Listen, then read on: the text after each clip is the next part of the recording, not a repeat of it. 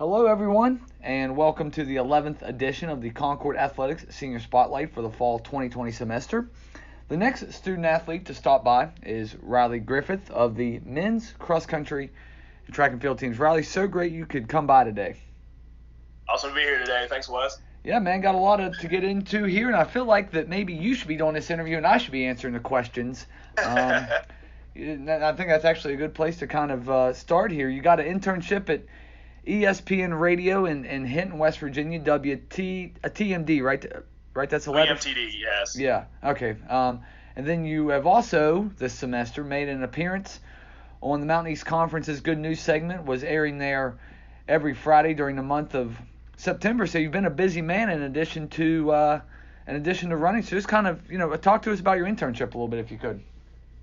Yeah, that came about. Brady Meadows, who was the former guy who worked there, I think he left around like midway through my freshman years when he graduated, and he held that position over there for a few years, and he decided to go leave. He took something in Radford, so he sent me a message out, said, hey, I was also looking for an internship at the time too, because when COVID hit, I was like, I don't know what I'm going to do for intern and all that. I've debated between going to TV stations like WVBA and WENS and all that, and I just saw that opportunity. I was like, well, I might as well take it. So I got an interview with them right before school started working. And, yeah, I got some really nice opportunities. I got to do some interviews with some ESPN NFL Nation reps from the Pittsburgh Steelers and the Miami Dolphins. That was a really fun time digging into those, picking the brains of those guys. And really, I kind of almost called Chase Claypool going off, basically. I was really high on Claypool coming out. So, yeah, it's really nice seeing Claypool really developed how I called it too. I had him rated as a first-round guy, and he fell to the second. And myself and Brooke Pryor of NFL Nation, we discussed that in deep detail, and it's kind of nice seeing something you called come to fruition. Yeah, we're going to kind of circle back around to some of your work at ESPN Radio there in Hinton in just a little bit, but I want to dive into your recruitment to Concord, Covington, Virginia product, Allegheny High School, a tradition of athletes, runners in particular, coming from Allegheny High School. The list kind of starts with Jeremy Bartley, who still coaches there, Allegheny, and then transitions just on down the line. Cimarron and Cheyenne Nicely, yourself, Carly Thompson, could go on. But just kind of talk about the recruitment process, if you could. Well, the funny thing was, I actually had no plans for running post high school. I was determined to get in, and I was originally going to be going to Marshall for sports broadcasting. I was going to go into there. I got the acceptance from them in December of 2016. That was my full-on plan. I was just finishing up my high school stuff, and I was like, all right, I'm just going to go to Marshall and do this. But then stuff happened, and then I ended up not going to Marshall, and a lot of things were in the air. I was actually really worried about being. I think only one school got out to me. I never really opened up much for recruitment, honestly. I didn't have too much thoughts of it going in, and I think Ferrum, was the only school. They sent me like some sort of letter, and I was just like, well, I just threw it off to the side basically, and I was like, and I just started talking and stuff. I was trying to figure out what my next move was post high school. So I got to talking with some people, and Cheyenne Nicely was actually coaching me at the time for track. She was with us for, I believe, 2 years. And me and her got to talk, and she said, hey, I'm going to get a hold of Coach Cox. We're going to see what we can do. I said, okay, that sounds good. And then I remember it like it was. I remember vividly the conversation I had with Coach Cox that afternoon. It was a Saturday afternoon. I was downstairs in my basement, and I just get a 304 number, and it kind of threw me off guard because my grandparents are from Tazewell, and they're 276. I was like, well, I don't think it's a spam call. I'm going to pick it up. And then me and Coach got to talking for about 10, 15 minutes. We just rattled it out, and he said, yeah, we'd love to have you here. And I was like, well, sign me on. And then funny thing is, not long after that, Marshall actually sent my mom an email. They were willing to do an insane offer for me to come there. I told them straight up, I said, well, I can't go back on my word. I'm going there now. Yes, that's a pretty neat deal there. The fact that Concord wasn't even in the picture whenever things began, then you ultimately end up here. Let's talk about the transition from high school to college in general, and then more specifically college competition. So let's kind of talk about that if you could. Oh yeah, it's definitely been a culture shock for sure. Like, I mean, My senior year was actually kind of a rocky road, to be honest. I have a bad stress fracture history from high school. It started my sophomore year. I got one in my left ankle. That took me out for about the first quarter of my sophomore year, and then my junior year, I was looking really good, building up some really good times. I think I ran it was about 18:30, like third meet into the year. I was on an insane pace at that point of really improving, and then we run at Rockbridge High School. We have a 5K there. I get another stress fracture in my right fibula mid-race, and it's a miracle I finished that race, to be honest. I probably shouldn't have, but yeah, that knocks me out for the rest of the season. I missed my junior year of conference, and then my senior year, Jeremy was my cross country coach all 4 years through high school. Jeremy comes up to me, he says, "Okay, we're gonna put you on this kind of workout plan to where we can have you for conference." So I was in a pool doing workouts twice a week. I was running low mileage and stuff, and just I felt like a shell of myself almost. Like I was running like terrible times for me, like middle 19s, high 19s, even a couple like low 20s. I was like, oh my gosh, I'm a shell of my old self. And I was like, well, and then just something clicked out of nowhere. It was around the Richmond area. It was Milestad Invitational Richmond. I don't know what happened. I just, out of nowhere, I ran an 18:10. So I'm like, okay, I'm back. Something's happened. And then we have conference that my senior year we had it at the Jackson River Sports Complex, was just our neck woods. I mean, my old house, I was like, I think not even a mile and a half away from there. So we go do our conference there, and I break 18 for the first time in my career. I run 17:50 and place top 10 in the conference. So that was the big booster I had there. And then after that, just rolled in, seeing all these guys in college. I mean, I've been blessed, honestly, with the people I've been training with, between Damon Akers, Trevor Arms, Alex Waddy, people like that. Those guys have really taken my level up. And I've been telling some of the guys I'm close with, I'm like, right now, this is the best I've felt since probably senior year of high school. Like, training-wise, distance-wise, this is the best course running I've done in a long time. And, yeah, pretty much it's just been that big step up, but it's been a very challenging and rewarding step at the same time. Let's kind of take a step back here. You talk about the injuries and obviously the slew of them, the unfortunate luck you've had. How, I guess, maybe difficult was it, Riley, to kind of see the ultimate goal? I mean, you've got all these injuries and you're trying to get through them, you're trying to grind through them. How tough was it to kind of focus on the task at hand at the time? Oh yeah, it was really difficult. The one that happened my junior year really beat me up mentally, honestly. That right fibula injury was pretty bad. That took me about a month and a half to 2 months to fully rehab. And yeah, that one took a really bad mental toll. And then thankfully I had a really good junior year of track. My senior year of track got sadly derailed because of minor injuries and stuff. I didn't have the year I wanted to have to close out. But again, I was fortunate to get that opportunity to come run here. And so that's kind of like been my mindset throughout, like work to get this ultimate goal. And I've had some tendonitis flares here and there while I'm at Concord, and those have taken me out a little bit. But at the same time, it's like you got to get back out there. You got people that are depending on you. You got people. You got to carry this on your back. Like you got to be that rock that just stays there, no matter how bad the times get, no matter how bad this injury feels. You got to get back. You got to go out there. You got to go grind and put the city on the map, basically.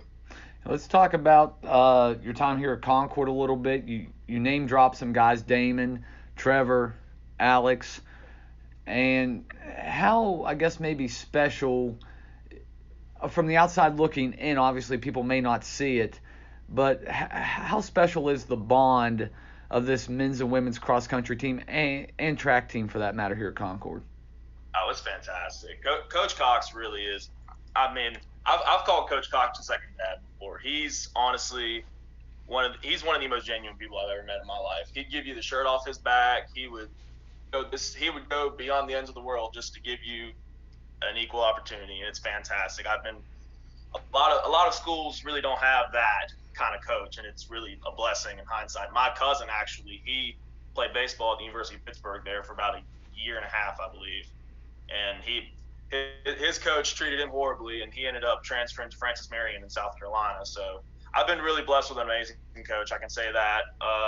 My teammates as well. I mean, I'll go within my middies right now. I'll shout them out right now. Like, I mean, there's just training sessions where we just beat up on each other, and it's fantastic between myself, Eamon, Trevor, Waddy, Roger Foster is another one. Roger would really let us have it sometimes, and then I mean, even like distance guys into workouts and stuff. People like Justin Snyder, people like Michael Runke, Jason, who's still out here beating us up in workouts at the firm age of 24. But yeah, those guys really, the bond is there all the way. We're family. We close every practice with family on 3, and we don't just say it, we live it, man. And it's a special feeling to be a part of this team, for real. All right, let's go back to this broadcasting major that you're going to get a degree in here in the not too distant future. You said at the top, Riley, that you wanted to go into broadcasting out of high school. You looked at Marshall pretty intently there. That didn't work out. So I guess maybe when was the time in your life that you realized that you definitely wanted to go into the broadcasting field? Well, I've been originally, when I was a young kid, I wanted to be president. That was my ideal. That was my ideal job profession when I was in elementary school. And the feather in my cap was I could name the presidents forwards, backwards. I can tell you this, that, and the other about them. Sure. And later on in life, I just found professional football for the first time, and I really got into it. And I'd say about 6th grade is when I said, okay, this is what I want to do. And I've been persistent and adamant about really wanting to dig in and cover the NFL for years now. And I was looking for sports broadcasting schools out of high school, and I mean, I was looking all over the place. I saw Clemson had a decent program. I was looking around like Ohio State possibly, and then Marshall as well. And then I was looking around and stuff. I saw Concord had this communication for the broadcasting emphasis program going on. I was like, okay, this sounds really good. And then I was fortunate enough to get some really good guys to work with in that area, and it's been fantastic. We've done lots of great stuff. There was a time when I worked with our TV production over there where I was doing sports interviews about every other week. I was interviewing through football, basketball, baseball. It's been really fun doing those, and then that's fortunately branched out towards WMTD. And I've been working with them, just doing promo stuff. I'm working with Summers County High School right now. We're doing football games every Friday. And, yeah, it's been pretty fun. And hopefully long term, idealistically, I'm wanting to look towards the Charlotte, North Carolina area for future employment. I think that's a booming market, in my opinion. The sports market's very young down there. And pro football only came down there in 1996. So there's a lot of room there for growth. You've got Carolina Hurricanes in the NHL. You've got a ton of great universities down in that area. You've got Coastal Carolina, Duke, UNC, all around that place. I just like the Charlotte area personally. I think it's an area that's not too big. It's not a mecca market like New York or Los Angeles, but it's not to a point of where it's so minuscule where I can't if I want to. I know. I understand what you're saying. I was actually going to ask you what your ultimate goal was, but you want to go to a market, it sounds like, that has several pro teams. So I got to ask you, would you rather cover professional sports or college sports? In a perfect world, I'd love to cover the NFL. I would love, like, Adam Schefter would be my ideal job. I love the overall overseeing of the NFL. I love the game. I've been enamored with it since probably about middle school, but I'd love to cover college as well. I could cover the NBA if need be. I've actually done a little bit more with baseball during this pandemic season.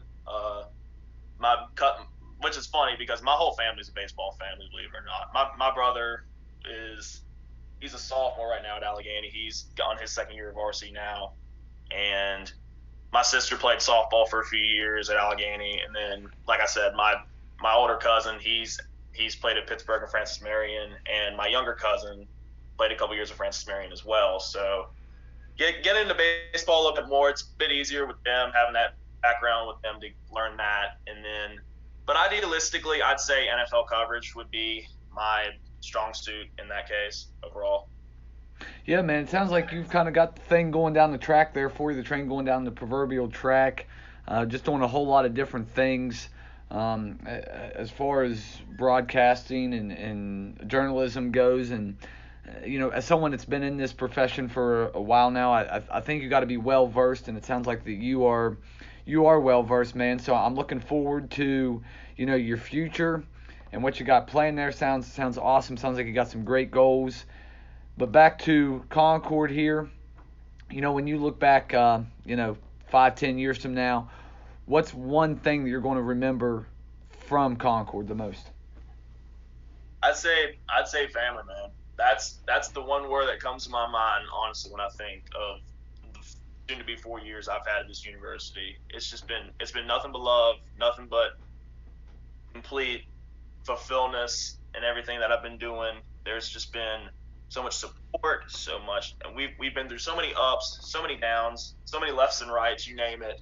It's been fun and family are the two big words that I'd pull out of there. Just keeping this as well. When you go, a big thing when I go out, gosh, I can't remember the phrase. My best friend from way back, Caleb Brown, and I created a really good phrase. It was like, because we get nostalgic kicks from high school all the time. We'd be like, man, you remember our junior year at government school where we did this, that, and the other? We go about that, and it was like, remember your past, look towards the future, and live in your present. I think it's somewhere around the lines of that, and that's what I'm gonna take from here. I'm gonna keep this in my back mind. I'm gonna have this to mold me into the professions where I'm gonna go into as I further my life, as I further everything else in that, by the grace of God. And yeah, just to build it all together in one big happy bubble, I guess. All right, man. Riley, we appreciate the time here today, man. We've covered a lot of ground in about 18 minutes worth of tape here, and we look forward to you guys being able to race again, and we also look forward to what the future holds for you personally, man. Yeah, I can't wait. It's going to be a fun one. Riley Griffith once again on the Concord Athletics Senior Spotlight.